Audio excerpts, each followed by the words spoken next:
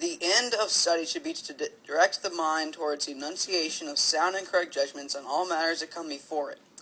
Whenever men notice some similarity between two things, they are wont to ascribe to each, even in those respects in which the two differ, what they have found to be true of the other.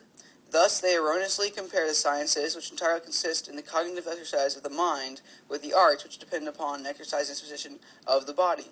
They see that not all the arts can be acquired by the same man, but that he who restricts himself to one most readily becomes the best executant, since it is not so easy for the same hand to adapt itself both to agricultural operations and to harp playing, or to the performance of several such tasks as to one alone. Hence they have held the same to be true of the sciences also, in distinguishing them from one another according to their subject matter. They have imagined that they ought to be studied separately, each in isolation from all the rest. But this is certainly wrong.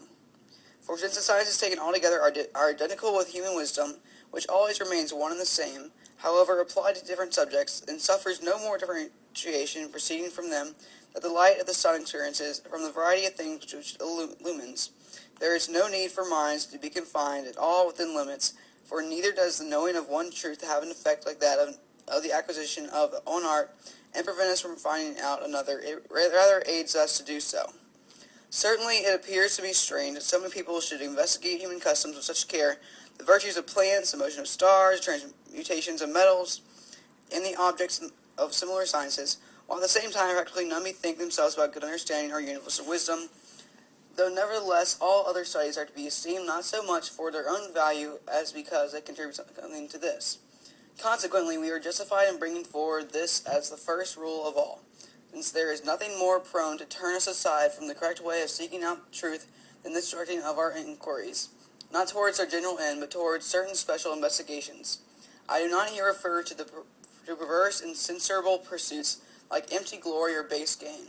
Obviously, counterfeit reasonings and quibbles suited to vulgar understanding open up a much more direct route to such a goal than does a sound apprehension of the truth.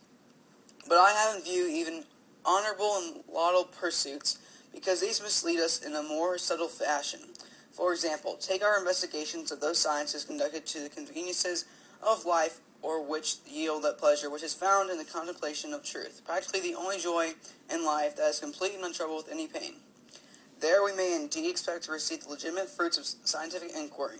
But if, in the course of our study, we think of them, they frequently cause us to omit many facts which are necessary to the understanding of other matters, because they seem to be either of slight value or of little interest. Hence we must believe all the sciences are so interconnected that it is much easier to study them altogether than to isolate one from all the others. If therefore anyone wishes to search out the truth of things in serious earnest, he ought not to select one special science, for all the sciences are conjoined with each other and interdependent. He ought rather to think how to increase the natural light of reason, not for the purpose of resolving this or that difficulty of scholastic type, but in order that his understanding may light his will to its proper choice in all the contingencies of life. In a short time he will see with amazement that he has made much more progress than those who are eager about particular ends, and that he has not only obtained all that they desire, but even higher results that fall within his expectation.